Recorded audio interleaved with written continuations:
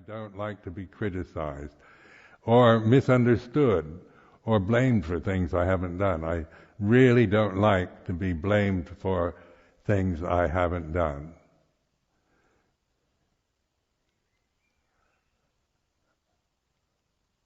I don't even like to be blamed for the things I have done.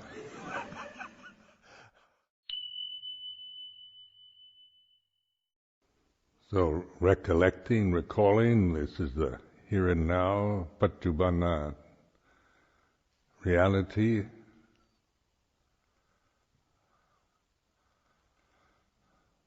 His way of using these words, these concepts, for recollection, for reminding. As the practice, developing the path, is really this continuous remembering here and now, mindfulness, aware of the way it is in terms of the body, the breath, the state of mind, sound of silence.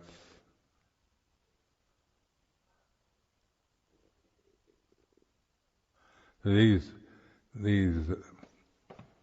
like satipatthana, four foundations of mindfulness, is continuous establishing this mindfulness, because the ignorance and desire, of course, draw us into the realms of the future, wanting something we don't have, wanting to get rid of what we don't like, looking always to future for fulfillment, for completion, for enlightenment.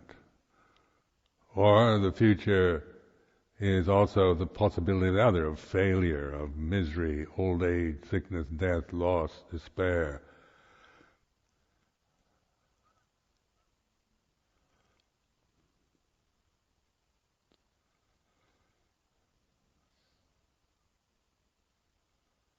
Then the past is a memory in the present.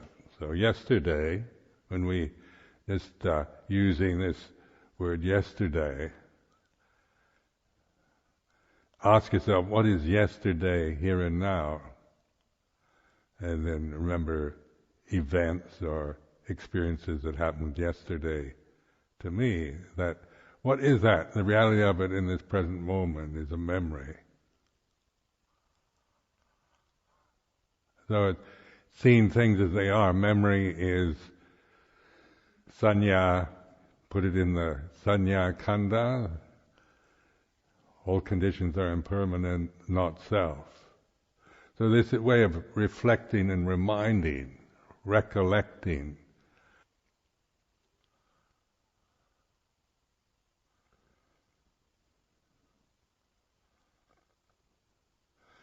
So during this retreat, see, the practice is very simple. It's always bringing attention into the present. Nothing to do, nothing to get, nothing to become, but recollecting here and now, being aware, focusing on that which is here and now, like the posture of your body sitting, or the breathing of your body, or just observing the state of mind. We have emotions, we have feelings that bring us into all kinds of creating moods of happiness or unhappiness. But the awareness of happiness and the awareness of unhappiness, awareness then is what we're our refuge, not in trying to be happy or resigning ourselves to unhappiness.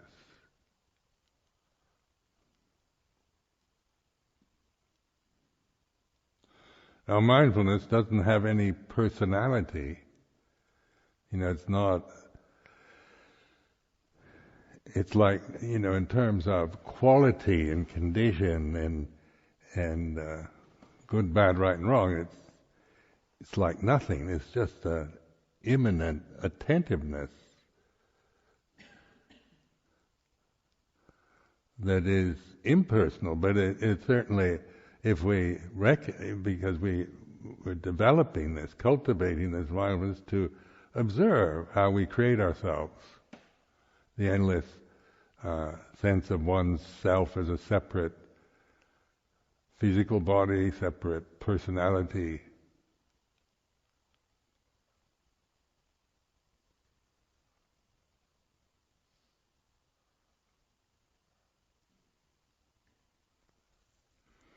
Now the samana form is,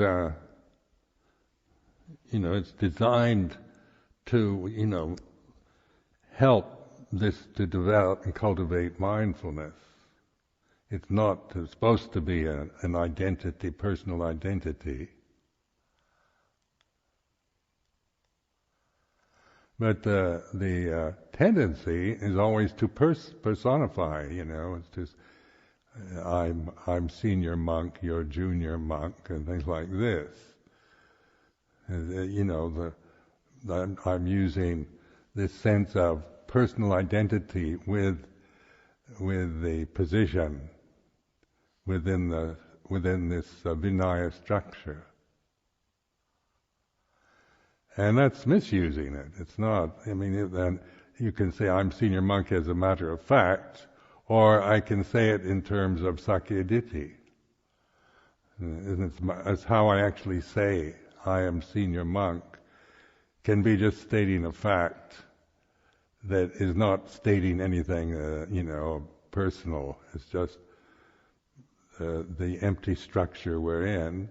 Or I can say it from a position of ego. I'm the senior monk, you're junior. So that means that, I'm somehow above you, and my status is very personal, and identity with seniority is lost in this Sakaya Ditti, Silapata Paramasa level. So that's where it's the wisdom to discern the difference. We can state things matter of fact, or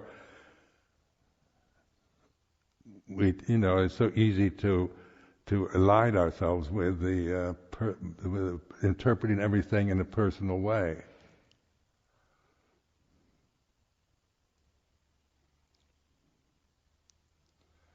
Being a monk or a nun, how many of you take this very personally and make it into your personal position and feeling, and operate from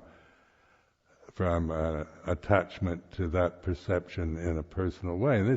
This is for you to discern,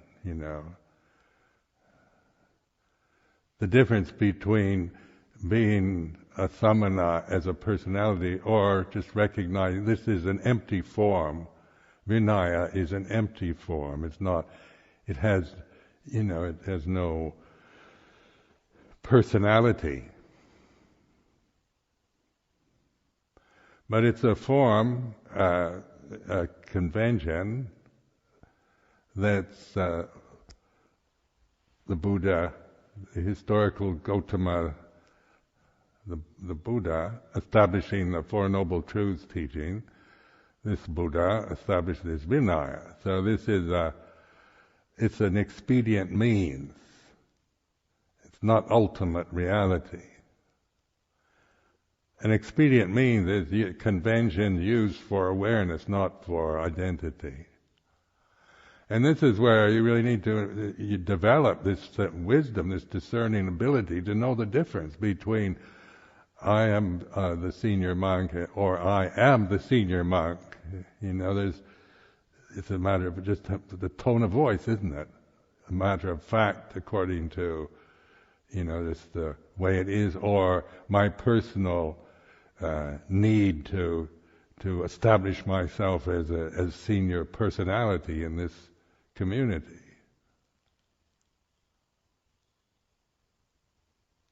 Now that's ability to discern, isn't it? And to know the difference. We say we shouldn't have any seniority whatsoever.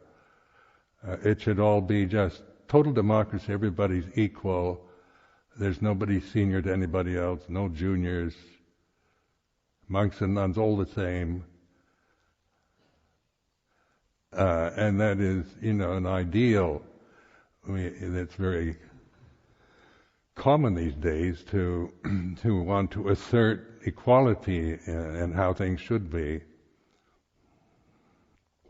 equal. But then in terms of discerning, ability to discern, because we have to live within forms, where this is the karma of being born. We're living within our human form till it dies.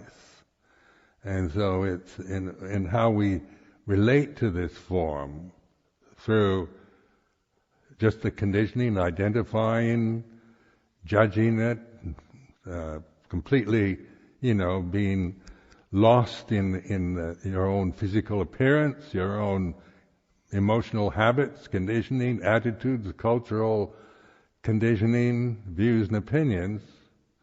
Or the purpose of the samana life is to reflect on that, to liberate ourselves from the delusions we create out of attachment to conditioned phenomena through ignorance. So this word ignorance, avijja,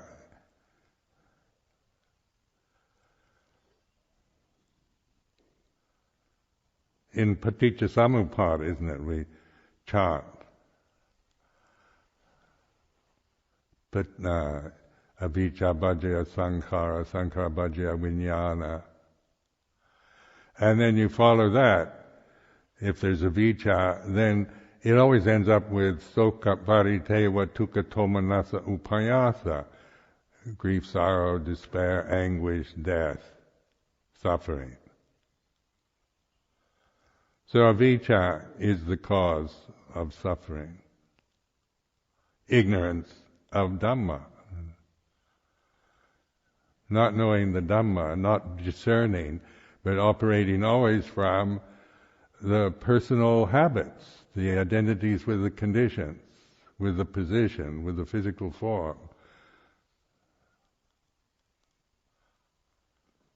with race, with class. They're all traps that we bind ourselves into and then suffer from,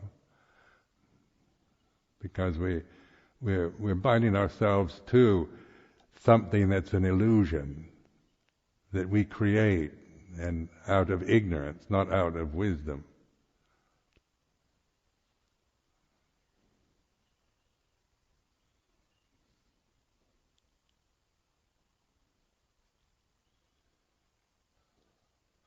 So in this avijja bhajya sankhara, the dependent origination, is ignorance. If we're always operating from ignorance, I am practicing now to become enlightened in the future. Say, this is my modus operandi. This is when I come into this hall, I come in with this assumption that I'm somebody that has to do something to get something in the future, become enlightened in the future. So that is a avijja. And then that avijja affects everything.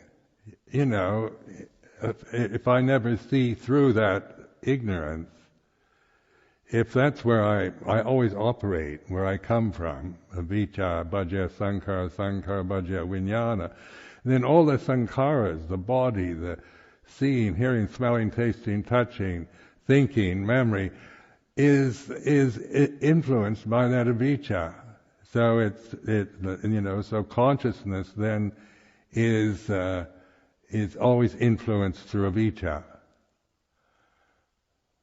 Avijja bhajya sankhara, sankhara bhajya vijnana. And then it goes into nama rupa, salayatana, pasa vedana, dana upatana.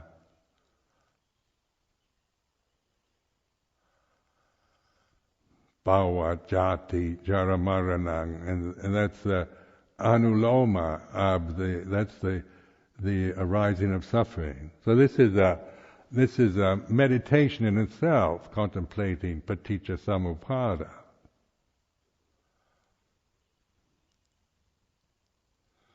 So in this life here at Amaravati, trace the suffering to avijja rather than to blame each other, or blame Theravada Buddhism, or blame this, or blame yourself. Even blaming yourself is avijja, not to mention blaming each other. It doesn't mean that we don't offend each other, or maybe, we have personal difficulties or reactions to each other's behavior. But is that the suffering? Is somebody, somebody bullies me or speaks to me rudely? Am I going to suffer from that? Is that person the cause of my suffering? Or, in the worldly sense, it is. You say, well, that person insulted me unfairly, and I can't live here if that person is here because he makes me suffer too much. That's one way of looking at it from Sakya Ditti.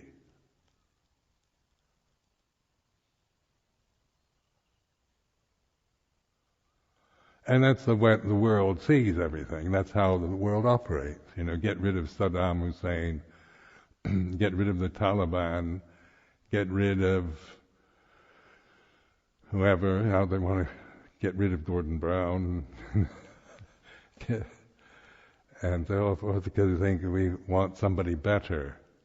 Or get rid of the tyrant, get rid of the bully, get rid of the evil forces. Or is it the evil forces that make us suffer, or is it ignorance? Now this is to discern, if I see always evil forces out there, God makes me paranoid and suspicious.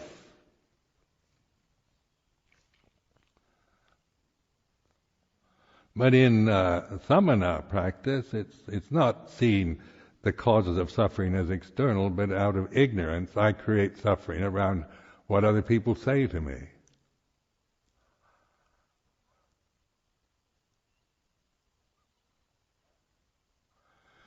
So what somebody says to me is, that's their karma, whatever they're saying. And then I create, I get caught in my aversion to it or my offense, being offended by it. That's what I create. That's the dukkha. That's the avijja. And if I don't discern that, if I never see through it, then I'm always a kind of precious little thing that people have to be nice to and respect, otherwise I just fall apart when I'm criticized or misunderstood or disparaged in any way, or not fully accepted or appreciated the way I think I should be. Because, that's, when you think of the self-centered result of ignorance, is it's always, the world should respect me and be nice to me and support me, and it should be this and should be that. And then reflecting on just I am the owner of my karma, heir to my karma, born of my karma, related to my karma, abide supported by my karma. Whatever karma I shall do for good or for ill, that I will be the heir. This is a reflective, this isn't about me as a person. Because I am the owner of my karma can be a form of Sakya Ditti.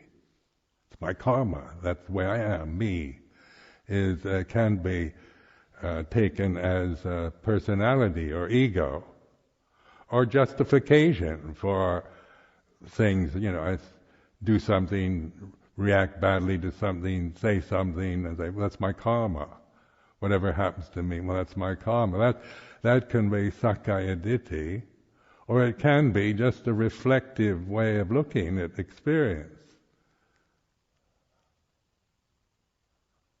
Now, the wisdom faculty discerns the difference, knows Sakya Ditti and knows and knows Sakya Ditti as an object to let go of, not to perpetuate.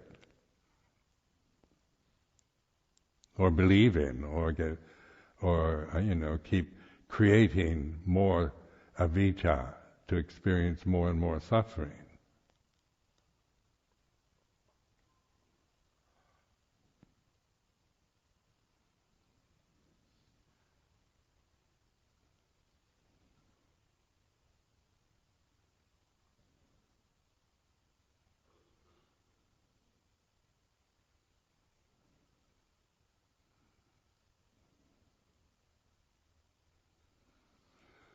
I hope that this sense of discerning, intuitive discerning ability.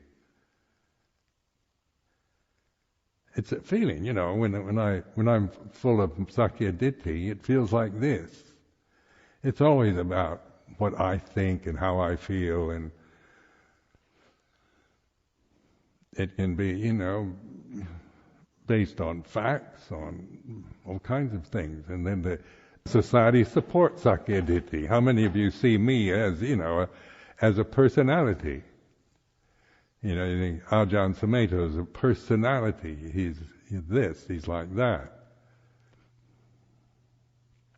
And we do it to each other. We project onto each other all kinds of things. He's like this, he's like that.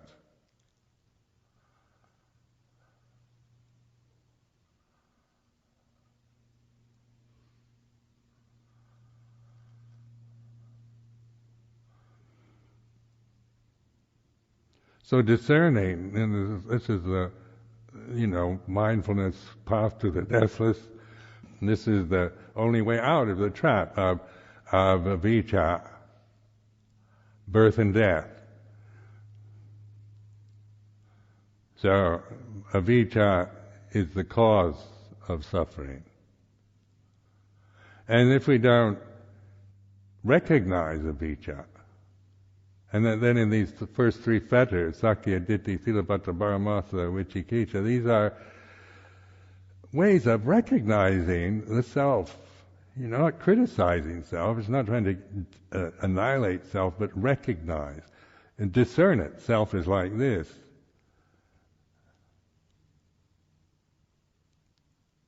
I'm the senior monk here is self, or I'm the senior monk here as just a statement of conventional fact.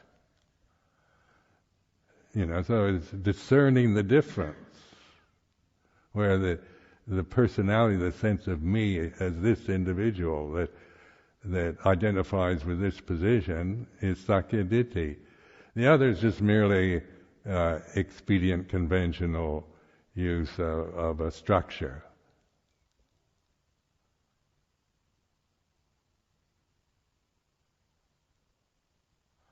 Sammuti satcha, or conventional reality.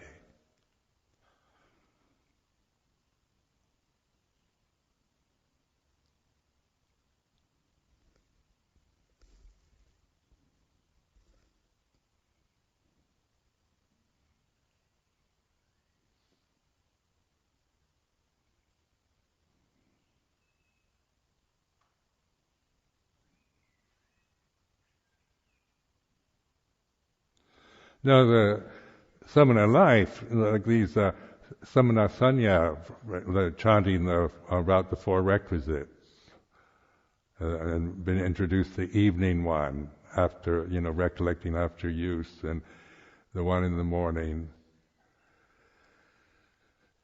And so this is, for those that are like the two anagarikas that will take the Vappacha ordination, it's very important to reflect on, how to use this samana, sanya, or the purpose of being a samana. I'm a samana now, not a personality. And a samana means someone, means celibacy, refraining from engaging in any kind of sexual activity, intentional sexual activities. It means living within a structure of seniority. It means one who's given up their rights over holding money, property, position, social position and so forth. You're giving up your rights to do what you want, and be free to just say what you want and come and go as you please. You're giving up, you're relinquishing your rights. We all have the right to have money. It's part of the social system here, the society we're in. Right to have sexual engagements, sexual encounters, that's human right, a right to have all kinds of things. But the samana life is where we're giving up our rights. So it's not, it's not a tyrannical imposition. It's a willingness to do that, to not reinforce the personality.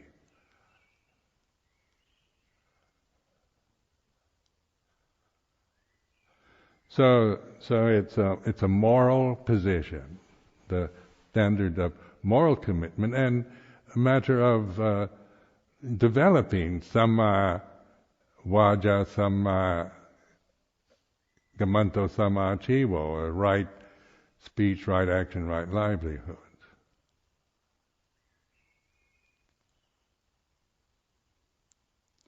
So we make ourselves alms mendicants.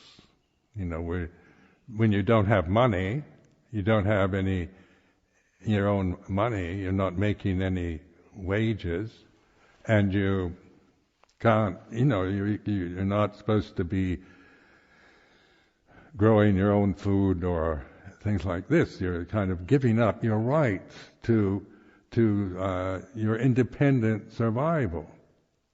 Then making yourself dependent, literally, on the good-heartedness, generosity, kindness from lay community.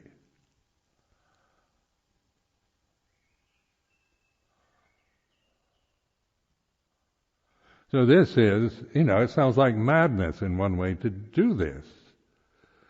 Because you're really putting yourself out on the edge, where most of us have been brought up to think of, you have to look after yourself. Don't depend on others.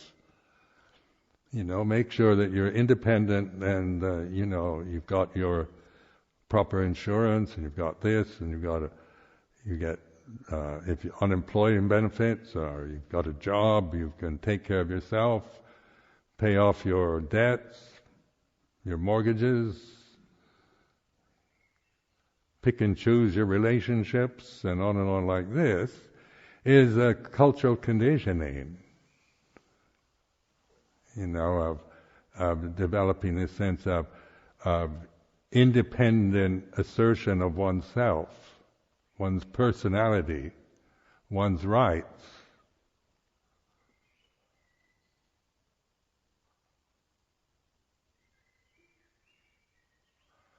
And just discern, this thing is so, I have my rights, can be said as, in the same way. It can be just a matter of fact, or it can be, a statement of personality.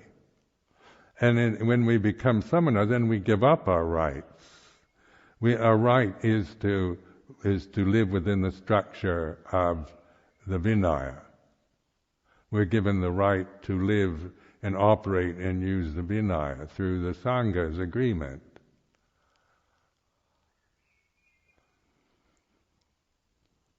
And so the Vinaya is based on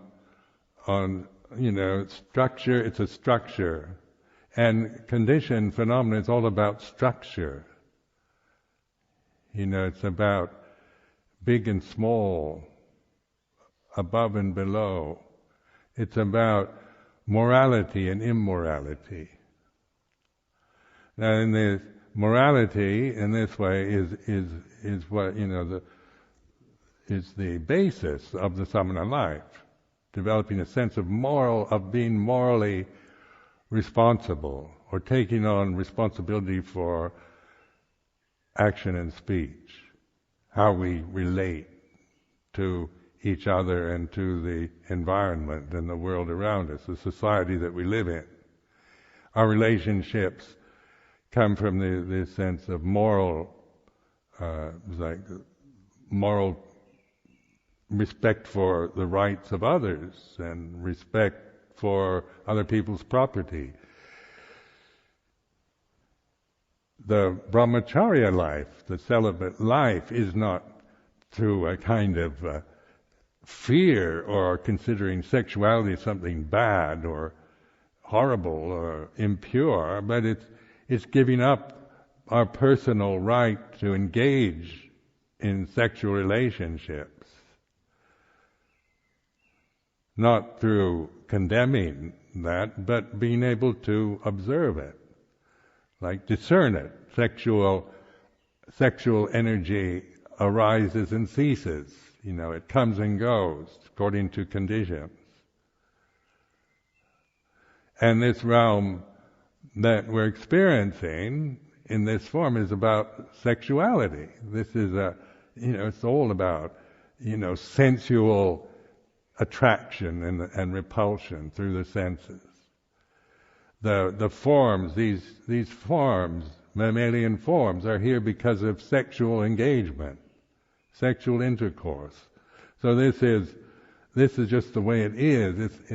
You notice in discerning it is not condemning it or judging it or criticizing. There's something, rather negative or unpleasant about. We can be puritanical about sex, or we can elevate it to it's the ultimate wonderful engagement of life with the world, and we can glorify it, we can despise it, we can fear it, or try to ignore it, suppress it.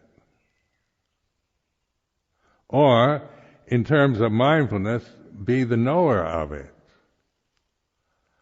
You're not, just because you take on celibate form doesn't mean you're never going to feel any kind of sexual energy anymore.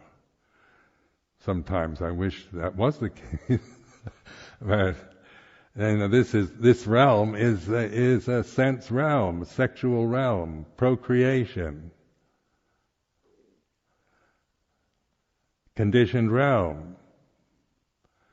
And then the refuge in Buddha is to discern, to know the conditioned realm is a conditioned realm, and that which is aware of the conditions is not conditioned. But that has no name or no personal qualities. It's not about seniority or position or being male or female or Buddhist, Christian, or anything else.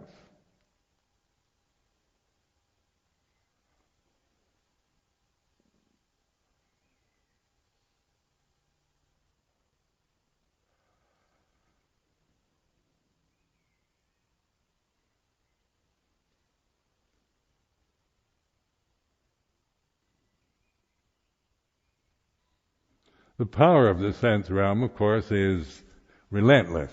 We have to live, and so the samana life is to take us outside the deluded society that that we live in, to get us out of the kind of marketplace and the kind of overwhelming assumptions of any society that we're living in, into a form such as this, a celibate form, renunciate form, not for personal attainment or reinforcement or to be kind of holier or think we're somehow pure or better than the lay community, because that would be sakyaditi again.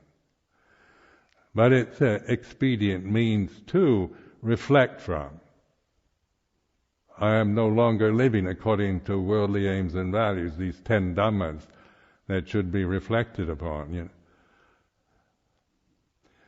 Now it can be sakyaditi. I'm no longer living according to worldly aims and values. I'm a monk now, and you still live according to worldly aims and values, but I don't.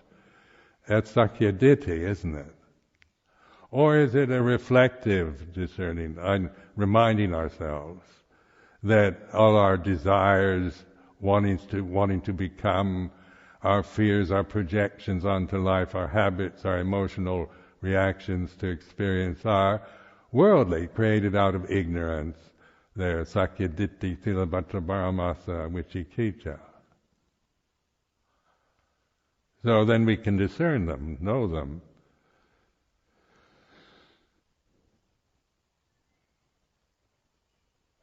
Discern them, they are what? All conditions are impermanent, anicca, dukkha, anatta.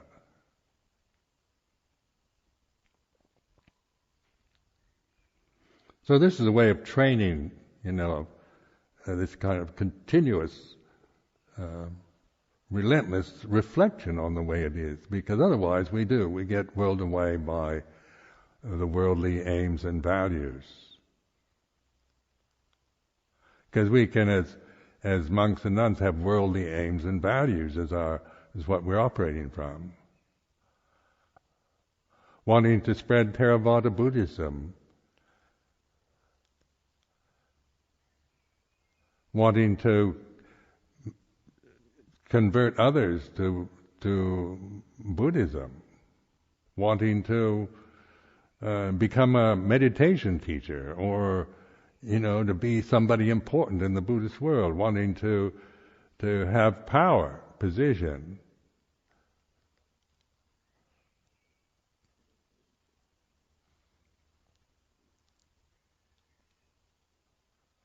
Or it can be, I want to be just a simple monk living alone and not have all the problems of community life, and I will, I've had plenty of that kind of sakyaditi. Wanting to get out of things that I don't particularly like personally or whatever.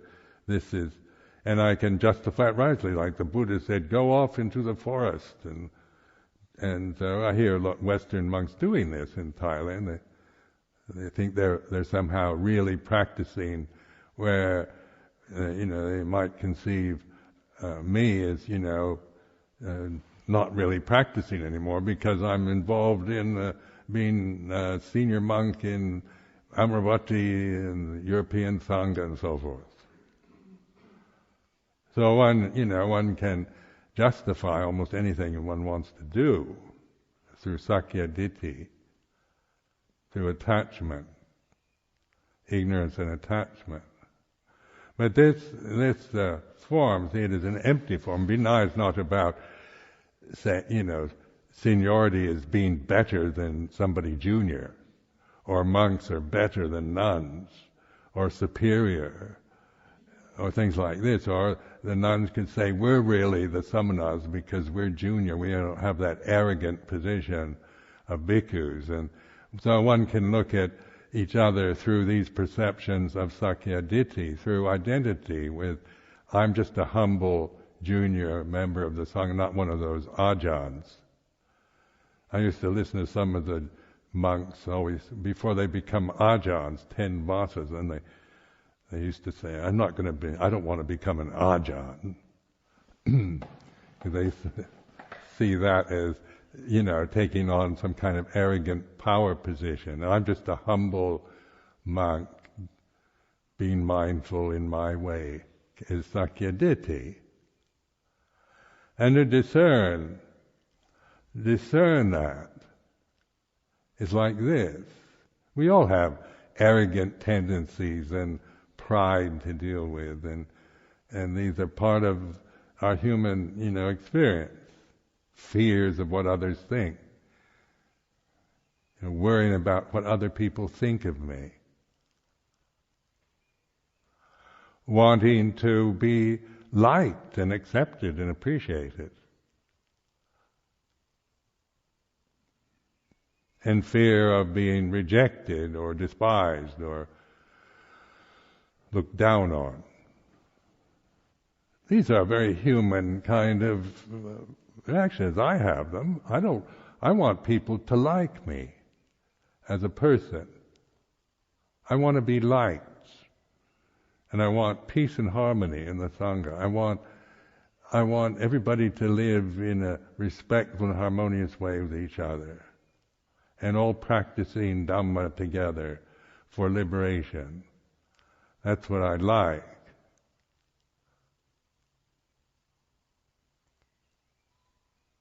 I don't like disharmony, and I don't like to be criticized or misunderstood or blamed for things I haven't done. I really don't like to be blamed for things I haven't done.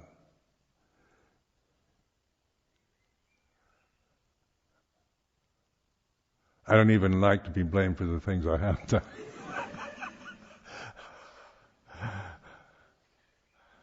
Now that's sakyaditi, isn't it? That's, discern it. It's like this. This whinging thing in me that says, it's not fair, I get misunderstood and for me kind of thing. Now, the ability to discern that.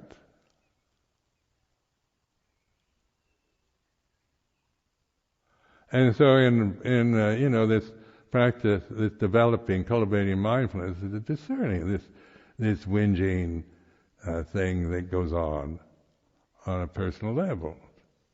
And of course it's right, people shouldn't blame me for things I haven't done. They're wrong in doing that. And I can become righteously indignant about it. But more useful than getting on into the righteous indignation position, because that's sakyaditi again, is to be the knower. It's like this. Feeling hurt, feeling offended, feeling misunderstood, and feeling disappointed, whatever is like this. So you're kind of embracing the sense of disappointment or despair. Not grasping it. It's not like grasping it and being influenced by it. It's like an embrace is more like allowing it to be what it is. Observing the feeling of being offended, personally offended, is like this. And then I can kind of accept that, and it falls away. It drops into the void. It doesn't stay if you just let it go of it. You don't have to get rid of it, just leave it alone. Its nature, what arises, ceases. And you have these, real profound insights into anatta, non-self. Then the samana life is also, because we're dependent on alms, survival, just basic human survival, food, shelter, clothing, and medicine. So this is, and then these are provided by the lay community, because we have no way of getting them on our own. So this is, what you're putting yourself in this position of total trust in the goodness of others. Then the requisites are based on a low standard, not on a high quality standard. Rag robes, alms food, shelter for the night.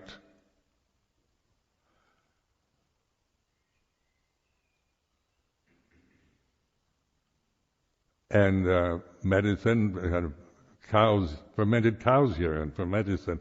So that this is very low standard requisites. So you're contemplating that these are the requisites. But then lay people always, want to give you much better than that. Say, I've got, I feel I need to have go to see the doctor today because I have some aches and pains. And nobody's ever said, well, just drink fermented cow's urine, Sumedho, that's your requisite.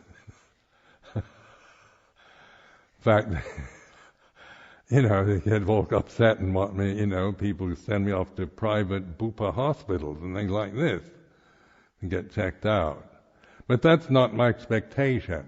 I don't demand that or think that you should provide the very best medical treatments for me or give me the best food that you can buy, or the finest shelter, or the best kind of robes. So this samana life is at the bottom of the pile.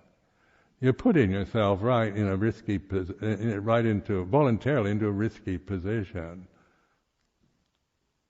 Now, what is the value of that? It's that if the samana-sanya practices are cultivated, you develop, my experience over the years is a sense of gratitude. Because the lay community in Thailand or here or anywhere have always provided the four requisites in abundance, in gladly, joyfully doing this to support my endeavors to practice the Dhamma.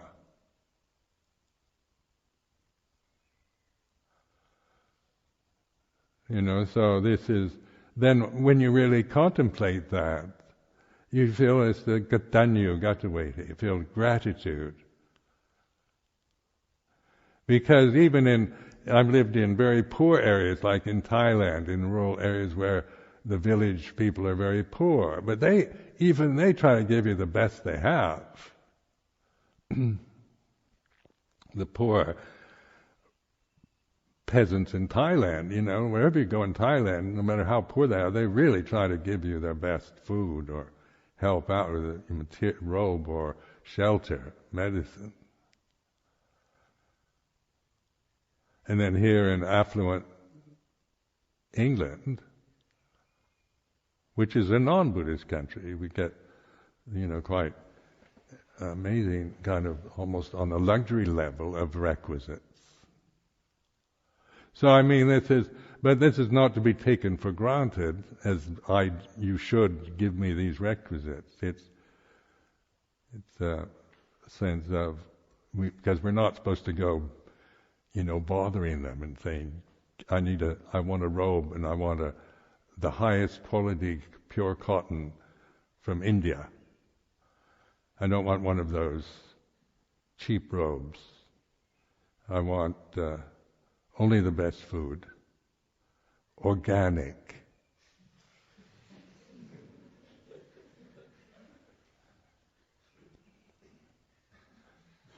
And you don't expect me to live in that crappy kuti, do you? I'm Ajahn Sumedho.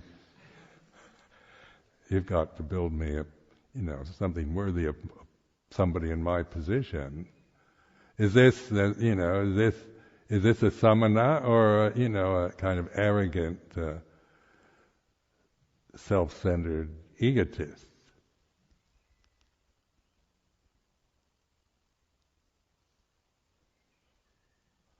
Well, this is, sometimes we have egotistical tendencies, or we don't like the requisites. Personally, maybe we don't like what what we're given. And so it's not asking you to like everything or to be just overwhelmingly emotionally grateful, but it's a reflection on what the samana is. And this takes, it takes thinking, recollecting that people, really, lay people anywhere, if they have faith, they respect our life as samanas, and they give the best they can. And that, to me, when I reflect on that, it arouses gratitude. Now, gratitude is a beautiful emotional response to life. It's not, it isn't quite what I wanted. I wanted, this robe. I wanted a certain kind of cloth, and I didn't get it. Well, I guess I should be grateful for this. There's a kind of, you discern the kind of self-centered reaction to not getting what you want, and recognizing that, not to feel guilty about it, but to recognize that sakkayaditthi is like this. And the more you're not trying to have perfectly, the kind of samana sakyaditi where you're just so glad and happy and grateful for everything, like a Pollyanna type samana. Whatever happens, whatever experiences you have, you say, oh, goody, goody, I'm so happy. But but even our own picayune, prejudiced, critical minds, we need to recognize they are what they are in this time,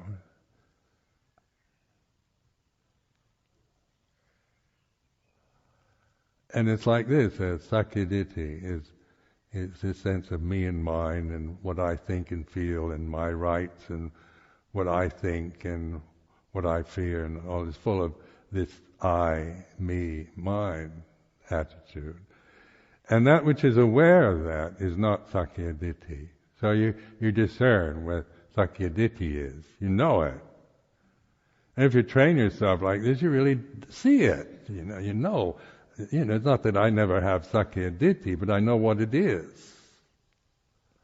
I've been practicing a long time observing sakyaditi arise and cease.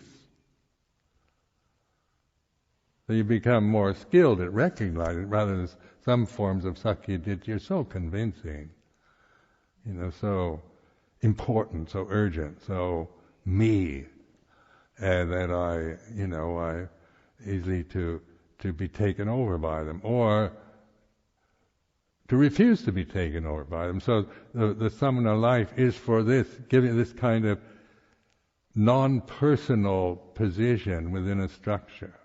And that's why when we take our position in the Sangha in a personal way, then we've lost the plot, really.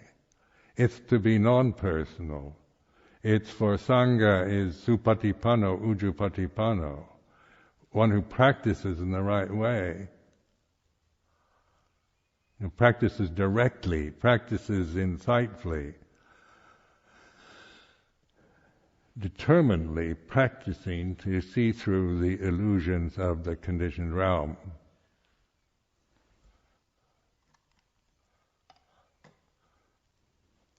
Of course, it is an ongoing challenge, because in different stages of our life we have to, different things arise. That you say when your karma ripens. So don't never become kind of self-satisfied. Now I'm beyond sexual desire, beyond greed and hatred, and I'm so peaceful now, and I love everybody. Beware when you start thinking like that, because usually that's a sign that something's going to smack you in the face.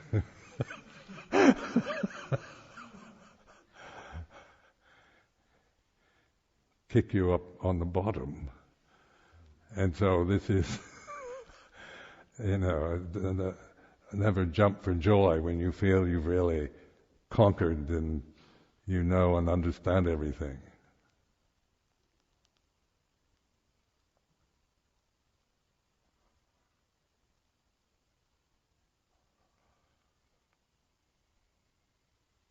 But it's listening, listening to the inner voices.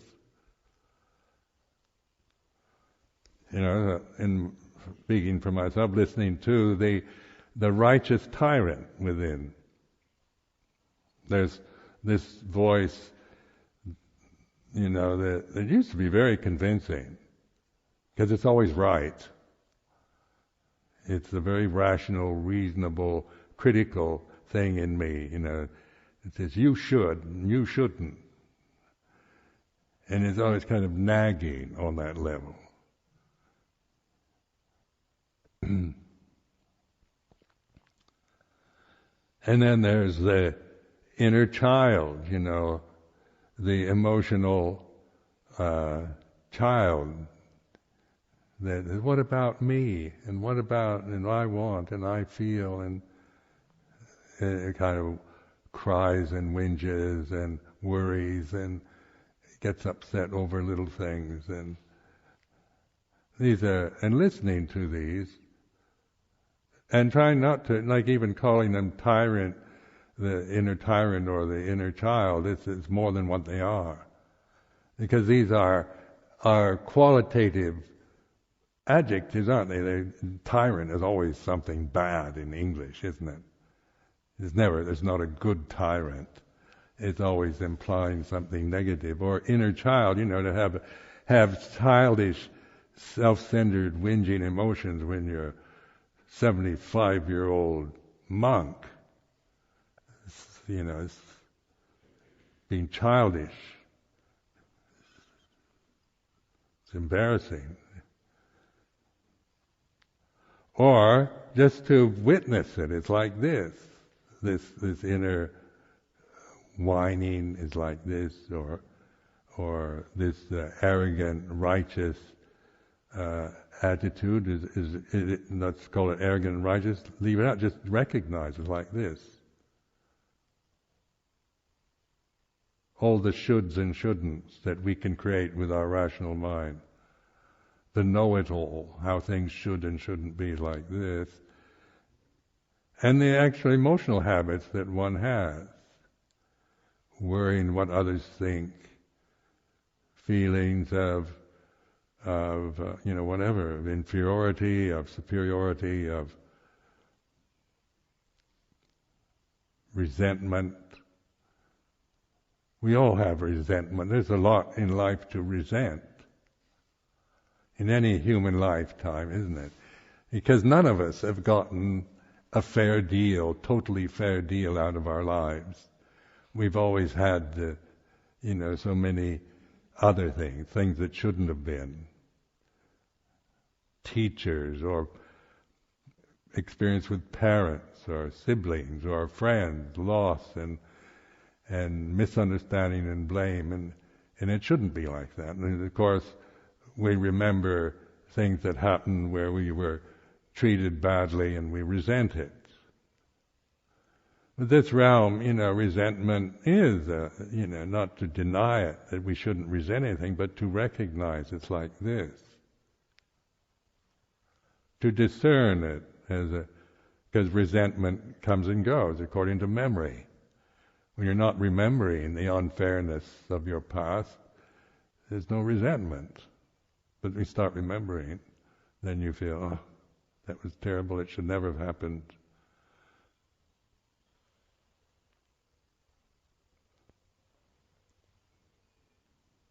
So this realm, also see it as, it is a survival of the fittest realm that we're living in. We learn how to survive. Children, they naturally, intuitively pick up how to survive in the environments that they're born into. And then various species of animals, mammals and so forth, lobsters and crayfish all have survival mechanisms. And then so this realm is a dangerous realm. Everything ends in death. The body's going to die. All that is mine, beloved and pleasing, will become otherwise, will become separated from me. So we're going to lose everything we're attached to anyway. And so this realm, when seen in this perspective, isn't, it can be seen as, this can sound very threatening and negative, but it's a reflection on the way things are. Conditioned phenomena is not, if that's all you know and all you identify with, then you're bound to misery, to loss, to death and despair. And so the way out of that is through mindfulness. There is the unborn, uncreated, unformed, unconditioned. Therefore there is escape from the born, the created, the formed, the conditioned.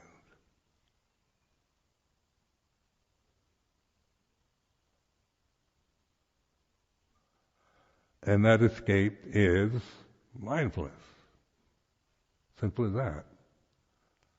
Not me being mindful, but being mindfulness itself, being this witnessing, this being Putto Tammo Sankho, rather than trying to become anything or attain anything in meditation as some kind of personal ability or lack of it. You know, some people say, I haven't been meditating all these years and I haven't attained anything.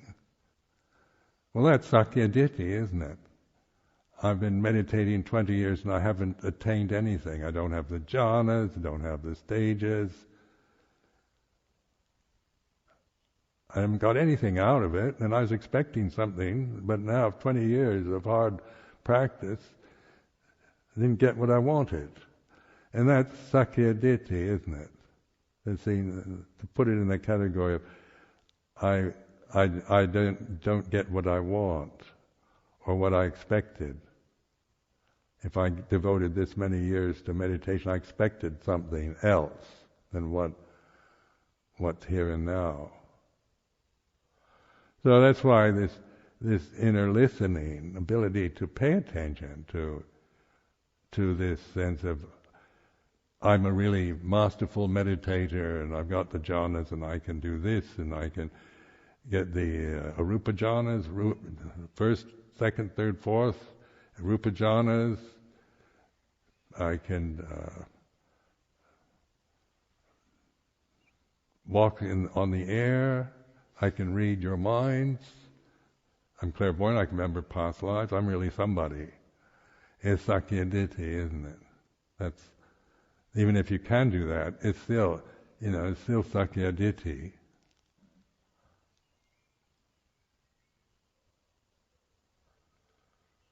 Or the other, I've gotten nowhere. I'm just a nobody, just a monk or just a nun. Haven't really had many insights, and poor me, and have I been wasting my life? Have I, maybe I should disrobe because I didn't get what I was expecting to get from this life. So this inner listening is not denying or trying to convince yourself of anything, but witnessing, observing, listening. Listening to the whinging, self-centeredness is like this. Meaning I'm accepting it, but I'm not grasping it anymore. It arises and ceases. So the tendencies towards repression or indulgence fade out.